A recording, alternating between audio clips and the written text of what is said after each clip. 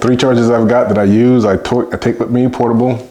Way too big, the right size. Only charge 1 battery at a time though. Keep watching, let's find out what I got, and yeah, see how good it is.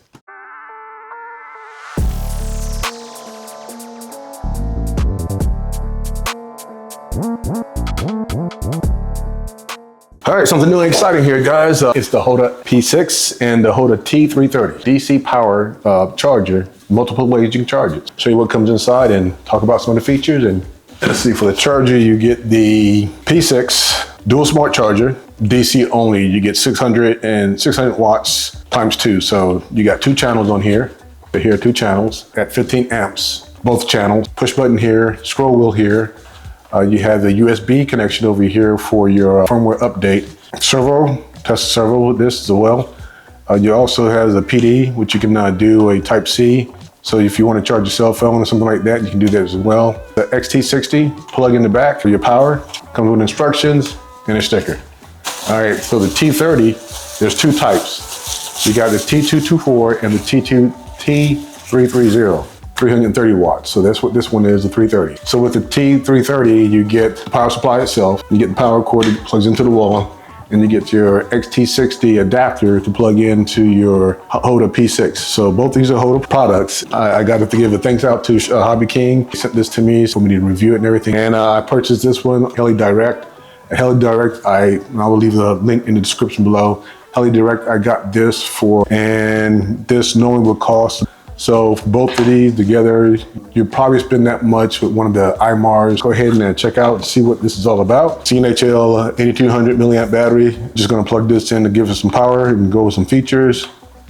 And then we're going to talk about, it does have a fan that turns on when you pull out power it in, and it goes through this programming system here.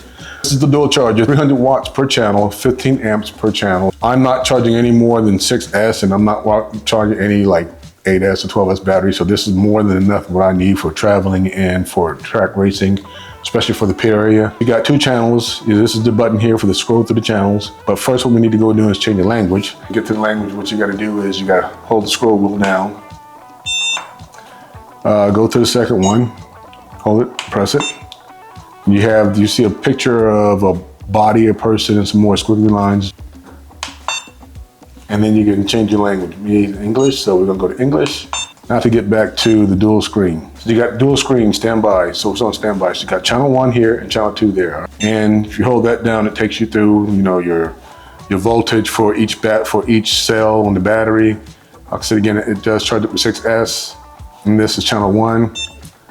That's on channel 2. And then you can see right here, it says standby. Press and hold the scroll wheel.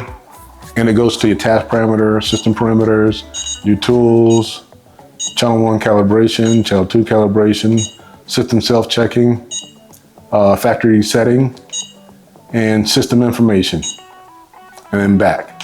So let's go to task parameters. So task parameters is where you get your timers, how long you want it to charge as far as like the time set. My 6S batteries that I have, especially the 9200 milliamp one, 100C, doesn't take any more than 45 minutes to an hour, so I'm just going to leave it at 60 minutes. Max capacity, I'm going to leave it at that, 999,999. End current at 10%. Trickle charge on and back again. Tools, measurements, servo menu test, servo auto test, PPM out, and then back again. So once you figure out, you learn your calibrations and you learn all the menus and everything else, first thing you want to do is pick a channel. You're going to pick channel 1, and then you're going to hit the button, the scroll button for task, and you're going to find your select task. So let's go to select task. So you got power supply, charge, discharge, external discharge, storage, balance, regen discharge, and sync charge. There's a few things on here that, I have never used before, and I think it's pretty cool. External discharge, that way if you have one of those dischargers on you can hook up to the back and have your batteries discharge into that. And you got storage, we all know about storage. Balance is, it just balances the battery at the level that it's at right now. So if you're at 3.81, 3.84, 3.83, 3.83, it will balance those all 4 cells to a certain, to an even level. So sync charge, I can have what are called parallel ports. So if I want to use all 600 watts or 300 watts from both channels and charge up a battery, it's just like the big 8S scale body or models. You know, they all have a 4S battery on this side, a 4S battery on this side, and they have that parallel, that plug in where you plug in 2 batteries and it goes straight into the ESC. Same thing here. So if you have if you could make your own 2 XT60 to go in here to an XT150 or Amos XT150 that I use, and I can use that to use all 600 watts to charge up a 4S battery. That's how that works. That's what called sync discharge. You're syncing both channels up and using all 300 from both channels to actually charge one battery. Regen discharge, if you have one of those life batteries and you're trying to discharge, you can actually plug that into a life battery or one of those batteries that you use for like a power supply and keep that at a normal or nominal storage voltage. That's how you can use that for regen discharge. Charge, people think that charge is just charge. When it gets down, when you're charging your battery, I know that my CQ3 and my Ultra Pro chargers I use here at home, both of them, you can balance charge them. So that means it balances at the very end of this charging. That's why it slows down at the very end. That's what charging does for this one. For balancing, like I said again, balance is just for them to actually balance the cells evenly, just to make sure where it's at right now. So again, if I'm at 3.85, 3.84, 3.84, 3.83, it should balance it out to at least 3.85 or 3.84, somewhere between that, but all 4 cells should be at the same balance. Charge, you can charge it just about everything. LIHV, Lipo, Lilon, LILN, Life, LIXX, nickel metal hydride, PB, nickel acids, and elope, whatever that is. I never used it before.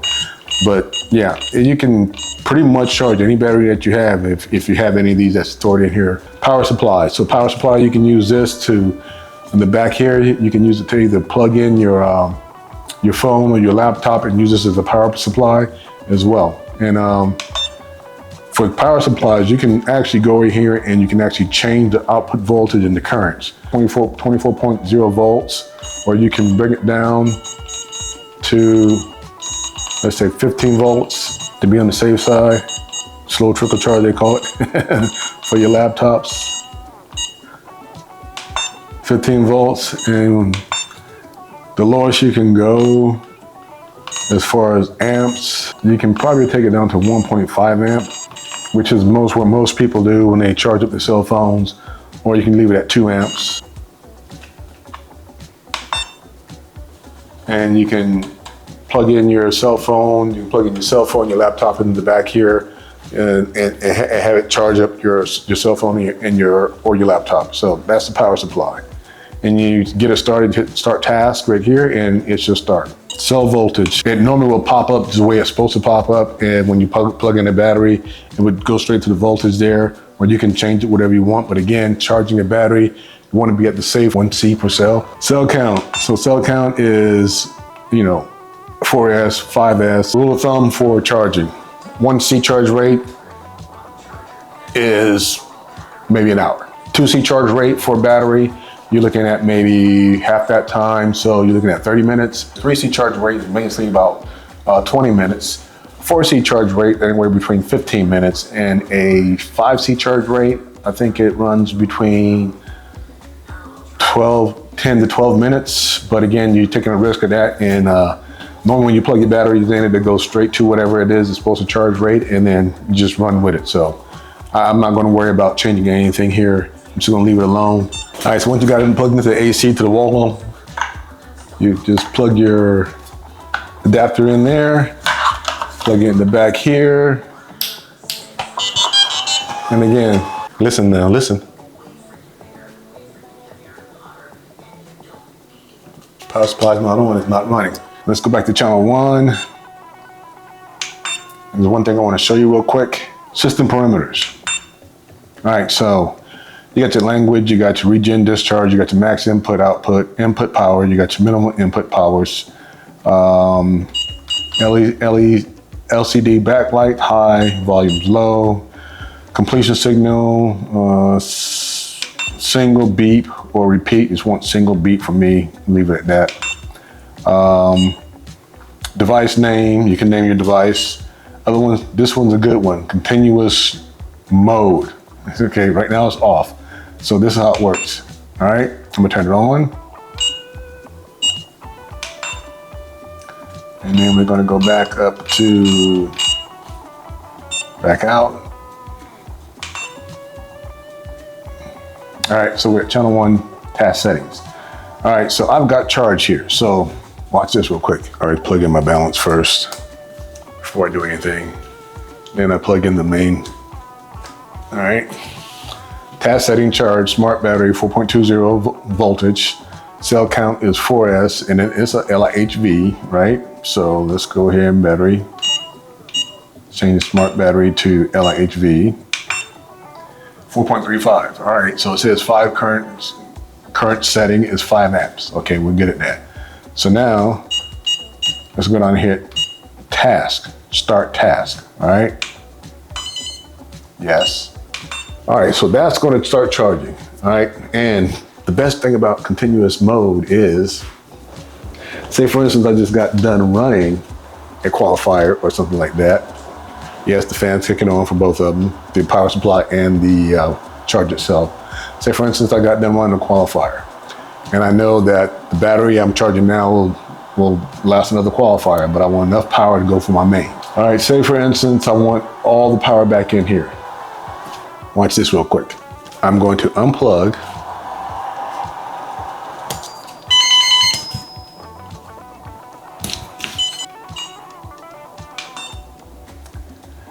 See, it says standby.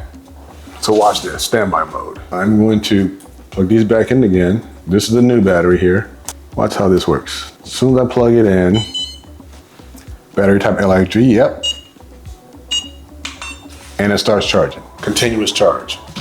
So as long as I have continuous mode on, and if I have it on charge or discharge, I can unplug one battery, it's the same voltage, same everything else, and I can run that battery over and over and over again in continuous mode. I can do it for both, I set it up for both channels. So that's the cool thing about this. So that was the last thing I want to talk about. The reason why I purchased this is because I have my very first official race at Powerline RC. See, I took this with me. Here's what it looked like. This is my pit table at Powerline RC outside.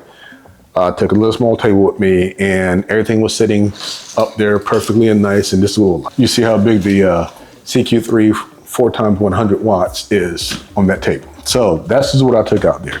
All right, so then I started to take what I received from Horizon Hobby as a package gift, and that is the Smart S115 from Spectrum, right? But this is only a single charger, so I can only charge it one battery at a time, whether it be XT60 or XT90, either one, I could charge it up.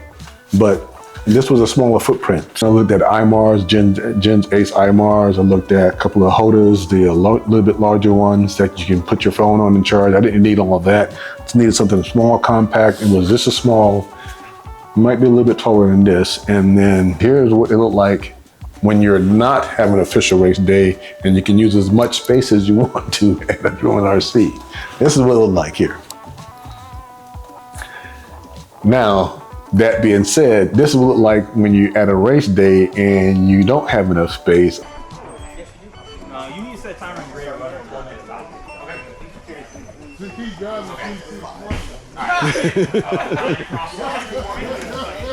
Table at a drilling RC using this one here. Still not enough room, strong, but there are magnets on there. It's about the same size, same width, same length. A little bit narrow there. The HOTA is. It's about a little bit shorter as far as length. The height is a little bit taller, but it holds the same footprint.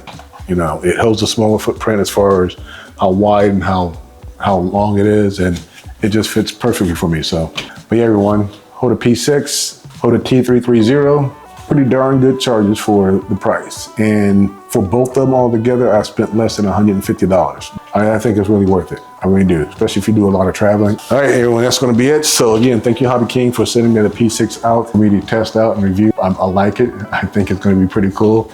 And thank you, Hilly Direct, for sending me out the T330. I'm going to use this at the next race at the Adrenaline RC for the Spring Series. It's the second race for the 8th scale buggy, truggies, and short course trucks. Either one you go, everyone, you can't go wrong. Same footprint, same layout. Thank you for joining me, everyone. You guys are awesome. I really appreciate it if you stayed this long. Hope it's not that long. I gotta do a lot of editing. All right, everyone. So take care, be safe, and I'll see you on the next one. I'm out.